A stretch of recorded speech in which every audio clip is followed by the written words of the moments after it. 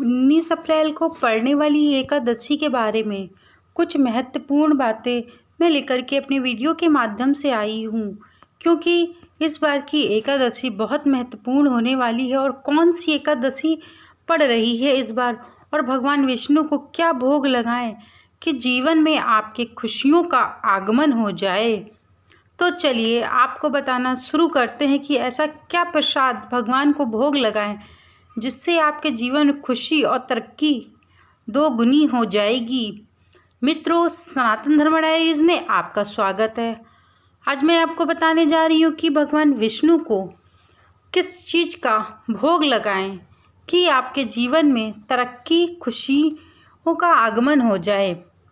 इसके पहले मैं आपको एक सूचना देना चाहूँगी जो बहुत महत्वपूर्ण है। यदि कोई क्रेडिट कार्ड के लिए अप्लाई करना चाहता है तो मैंने लिंक अपने डिस्क्रिप्शन बॉक्स में डाल रखी है। मित्रों, ये जो टॉप 10 बैंकें हैं ये वर्ल्ड की टॉप 10 बैंक हैं जिनसे यदि आप क्रेडिट कार्ड अप्लाई करके लेते हैं, बहुत ईजिली अवेलेबल है क्रेडिट कार्ड, तो बहुत अच्छा बेनिफिट आपको देखने को मिलेगा। तो चलिए आपको बताना शुरू करते हैं कि भगवान विष्णु को क्या भोग लगाएं। हर साल चैत्र माह के शुक्ल पक्ष की एकादशी तिथि पर कमादा एकादशी व्रत किया जाता है। इस बार यह तिथि 19 अप्रैल को पड़ने वाली है। इस दिन की पूजा करने के बाद भगवान को विशेष चीज़ों का भोग जरूर लगाना चाहिए। माना जाता है कि ऐसा करने से साधक को सौभाग्य की प्राप्ति होती है और पूजा को पूर्ण माना जाता है और फल पूरा प्राप्त होता है। एकादशी तिथि का हिंदू धर्म में विशेष महत्व है। बहुत ज़्यादा महत्व है एकादशी का, क्योंकि माह में 2 बार एकादशी पड़ती है। यह जो पड़ने वाली ये चैत्र की एकादशी पड़ रही है।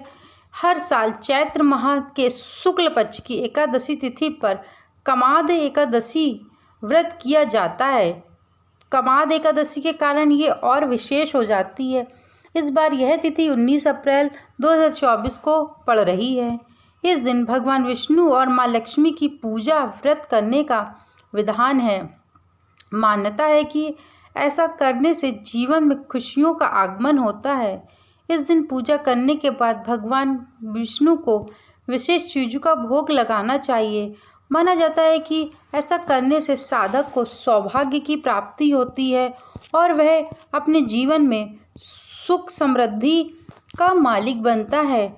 भगवान विष्णु का व्रत जो भी व्यक्ति करता है उसके जीवन में माता लक्ष्मी सदैव के लिए निवास कर जाती हैं, क्योंकि ऐसा माना जाता है कि जहाँ पर भगवान विष्णु की पूजा आराधना होती है वहाँ पर माँ लक्ष्मी अपने आप ही आगमन कर जाती हैं, क्योंकि जहाँ पति होंगे वहीं पत्नी होंगी।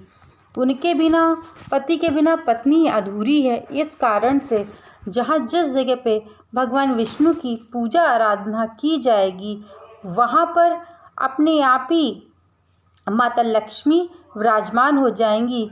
इस दिन पूजा करने के बाद मैंने बताया आप लोगों को कि भगवान विष्णु को विशेष प्रकार का भोग लगाया जाता है और माँ विष्णु भगवान के साथ साथ माँ लक्ष्मी की भी पूजा आराधना करनी चाहिए। माँ लक्ष्मी के पसंद का भोग लगाना चाहिए। माँ लक्ष्मी को संपूर्ण श्रृंगार करना चाहिए। माँ लक्ष्मी को गुलाब का पुष्प बहुत पसंद है, वो भी लाल कलर वाला गुलाब का फूल। तो आप लोग उनको गुलाब का फूल ज़रूर से ज़रूर अर्पित करिएगा। गुलाब का फूल अर्पित करने से आपके जीवन में जो भी दुख होंगे, जो तरक्की में आपके रुकावटें आ रही होंगी, वह रुकावटें शीघ्र से शीघ्र आपके जीवन से समाप्त हो जाएंगी। मित्रों, आपको बता दें कि ये जो एकादशी पड़ रही है ये क्यों इतनी महत्वपूर्ण है, क्योंकि यह साल में केवल एक बार ही एकादशी पड़ती है। वैसे तो महीने में आप लोगों को बताया मैंने 2 बार एकादशी पड़ती है, परंतु जो चैत्र शुक्ल पक्ष की एकादशी पड़ती है उस एकादशी को कमाद एकादशी कहते हैं और इसकी पूजा व्रत करने से सौभाग्य की प्राप्ति होती है। यदि किसी के सौभाग्य में कोई कमी रह रही होगी, खुशियों में कमी रह रही होगी या किसी के संतान नहीं होगी, तो वो व्यक्ति इस दिन पूजा आराधना जरूर से जरूर करें। माँ लक्ष्मी और विष्णु जी की दोनों पति पत्नी मिलके यदि ये पूजा करते हैं तो यह पूजा और सफल मानी जाती है, क्योंकि शास्त्रों में कहा जाता है कि यदि कोई पूजा पति पत्नी मिल के करे तो वह पूजा सफल होने से कोई नहीं रोक सकता है। स्वयं भगवान खुद भी इस पूजा के साक्षी बनते हैं और उनके मनचाही फल को देते हैं। कमाद एकादशी के दिन भगवान विष्णु के भोग में किन चीज़ों को शामिल करना चाहिए जिससे आपके जीवन में जो दुख है वह शीघ्र से शीघ्र खत्म हो जाए और भगवान विष्णु को आप संपूर्ण रूप से पूजा आराधना करिएगा। यदि आपके घर में विष्णु भगवान और माँ लक्ष्मी की प्रतिमा है, आप उसको साफ सफाई नीचे आसन में बैठा के, आसन को आप किस तरीके से साफ करते हैं वहाँ गंगा जल छिड़किए। उसके बाद एक पाटा रखिए। पाटा रखने के बाद उसमें आप पीले कलर का वस्त्र बिछा दीजिए। वस्त्र बिछाने के बाद भगवान विष्णु को उसमें विराजमान करिए। विराजमान करने के बाद संपूर्ण पूजा विधि से आप उनकी पूजा करिए। संपूर्ण पूजा विधि में आप एक बात ये याद रखिएगा कि भगवान विष्णु की जो पूजा होती है, जो एकादशी वाली पूजा होती है, उसमें चावल का यूज़ नहीं करना चाहिए। तो आप इस बात को थोड़ा सा ध्यान रखिएगा कि आप भूल करके भी चावल का यूज़ ना करें। और बाकी आप सब चीज़ रख लीजिए, चंदन, रोली, दिया के लिए दिया, बाती और जितनी चीज़ें होती, फल फूल, मिठाई। यदि आप घर पे खीर बना सकते हैं, यदि आप घर पे मेवे की खीर, याद रखिएगा मैं चावल की नहीं कह रही हूँ, मेवे की खीर यदि आप बना के रख सकते हो तो बहुत अच्छा होगा, क्योंकि भगवान विष्णु को मेवे की खीर पसंद है। और आप जिस समय उनकी पूजा आराधना करें तो आप वहाँ बैठ के ऐसे ही ज़मीन में मत बैठ जाइएगा, आप एक आसन बिछाइएगा। आसन बिछा करके आप उसमें पूजा आराधना बैठ करके प्रारंभ करिएगा। हो सके तो यदि आपके घर में लड्डू गोपाल की जो मूर्ति है, छोटे से लड्डू गोपाल हैं, तो आप उनको भी वहाँ रखिएगा। उनको विधि पूर्वक पूरा स्नान कराइए। विधि पूर्वक मतलब स्नान करने का मतलब ये पंचामृत से स्नान कराइए। पंचामृत में गंगा जल होना चाहिए, दूध होना चाहिए, दही होना चाहिए, शहद होना चाहिए और जल से लड्डू गोपाल का संपूर्ण स्नान करा के आप वहीं उनको भी बैठा दीजिए जहाँ भगवान विष्णु की आप पूजा आराधना कर रहे हैं। फिर अपनी पूजा आराधना शुरू करिए। आपको मैं बताऊंगी कि ऐसा कौन सा फल है चढ़ाने से आपको सौभाग्य की प्राप्ति होगी। तो चलिए आपको बताते हैं कि ऐसा कौन सा फल है जिसको भगवान विष्णु को अर्पित करने से आपके जीवन के सारे दुख दर्द दूर हो जाएंगे। भगवान विष्णु को केला बहुत प्रिय होता है, इसलिए आप पूजा के दौरान प्रभु को केले का भोग जरूर से जरूर लगाइए। मान्यता है कि भोग में केला शामिल करने से धन से संबंधित समस्याओं से छुटकारा मिलता है।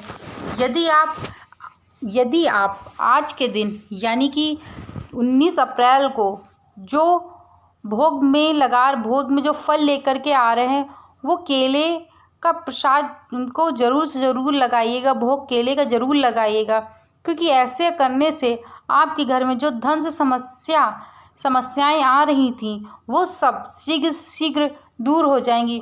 और एक बात आप ये ज़रूर से ज़रूर याद रखिएगा, किसी भी भगवान की पूजा करिए। मैं ये नहीं कहती हूँ कि आप विष्णु भगवान की कर रहे हैं तभी नहीं, आप किसी की भगवान की करिए, भोले बाबा की करिए, माता रानी की करिए, विष्णु भगवान की करिए, बजरंगबली करिए, किसी की भी करिए। एक बात ये अपने दिमाग में दिल में बैठा के करना कि आप जिनकी पूजा कर रहे हो उन पर पूर्ण विश्वास है। यदि आप पूर्ण विश्वास श्रद्धा भाव से पूजा करते हो तो देखिएगा आपकी जो समस्याएं हैं वो जल्द से जल्द छुटकारा मिल जाएगा। इसके साथ ही यदि आप केले का भोग लगाते हैं तो कुंडली में से गुरु दोष का असर खत्म हो जाएगा। यदि आपकी कुंडली में गुरु दोष होगा तो वह असर संपूर्ण रूप से खत्म हो जाएगा यदि आप भगवान विष्णु को केले का भोग लगाते हैं। कमाद एकादशी के दिन भगवान विष्णु को पंचामृत का भोग जरूर से ज़रूर लगाना चाहिए। और एक बात जरूर याद कर रखिएगा कि जो विष्णु भगवान का प्रसाद है उसमें तुलसी दल का इस्तेमाल जरूर से ज़रूर करिएगा, क्योंकि बिना तुलसी के विष्णु भगवान की पूजा अधूरी मानी जाती है, वह आपका प्रसाद ग्रहण नहीं करेंगे। इस कारण से आप तुलसी दल को ज़रूर से ज़रूर यूज़ करिएगा। तुलसी दल के बिना भगवान को भोग स्वीकार नहीं होता है। इसके अलावा भोग में साबूदाने की खीर और मिठाई को शामिल कर सकते हैं। देखिए, मैंने खीर के बदले ये बताया, आप मेवा की बना सकते हैं और साबूदाना की भी खीर बना सकते हैं। मान्यता है कि इन चीज़ों को भोग लगाने से प्रभु जल्दी से जल्दी प्रसन्न होते हैं। और आपको इस मंत्र का, आपने पूजा संपूर्ण कर ली, पूजा करने के बाद आप वहीं बैठ के आपको इस मंत्र का 108 बार जरूर से ज़रूर जाप करना चाहिए, क्योंकि ये भगवान विष्णु का बीज मंत्र है। जो मैं बताने जा रही हूँ ये भगवान विष्णु का बीज मंत्र है। ओम नमो भगवते वासुदेवाय। मैं मंत्र फिर से रीड कर रही हूँ, ओम नमो भगवते वासुदेवाय।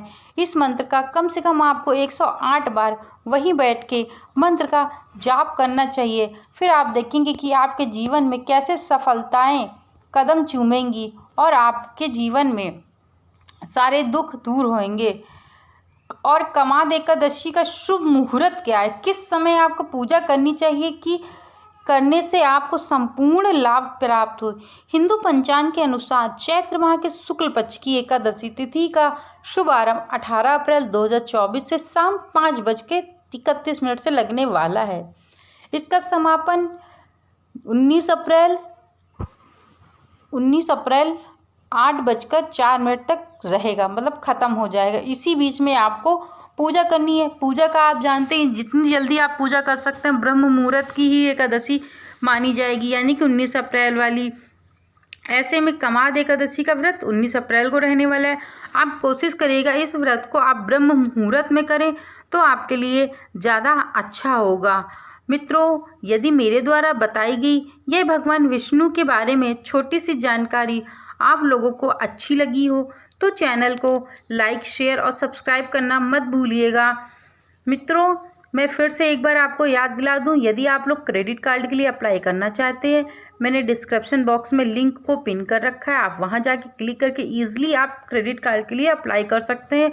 और ये जो वर्ल्ड की टॉप 10 बैंक हैं जिससे आपको ईजिली अवेलेबल हो जाएगा क्रेडिट कार्ड। अब मैं अपने वीडियो को यहीं विराम देती हूँ और कमेंट में जय श्री राम मत लिखना भूलिएगा और नमो भगवते वासुदेवाय इस मंत्र को भी आप ज़रूर से ज़रूर लिखिएगा और नीचे बेल आइकन है उसको ज़रूर क्लिक करिएगा। अब मैं अपने वीडियो को यहीं विराम देती हूँ। Thank you so much video को वॉच करने के लिए।